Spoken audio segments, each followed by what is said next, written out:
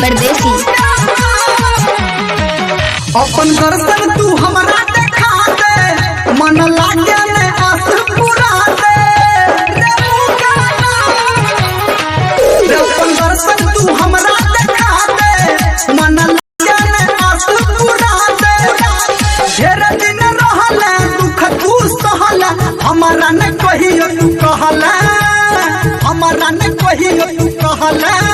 रे मुगाना कोता तू नुकेला, रे मुगाना कोता तू परेला, रे मुगाना किया तू नुकेला। अभी आप सुन रहे हैं कावड़िया म्यूजिक। शशि परदेसी। हम मर जे बहुरे कुछ कर जे बहुरे, हम मर जे बहुरे कुछ कर जे बहुरे।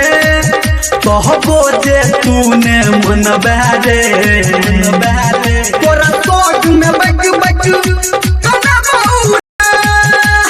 नहीं कर देरी विपत के बेरी, केतना दूर तू गेला, केतना दूर तू गेला।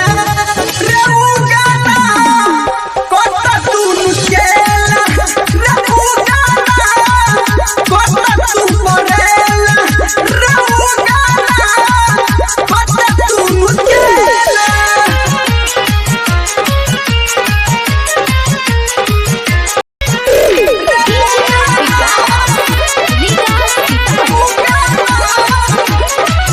तू चोर छेल रे बकलेल छेल रे, तू चोर छेल रे बकलेल छेल रे।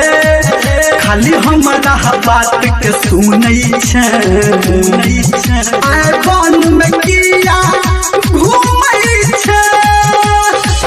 जगती धर्मेंद्र के किया तू बिसरला, किया तू बिसरला।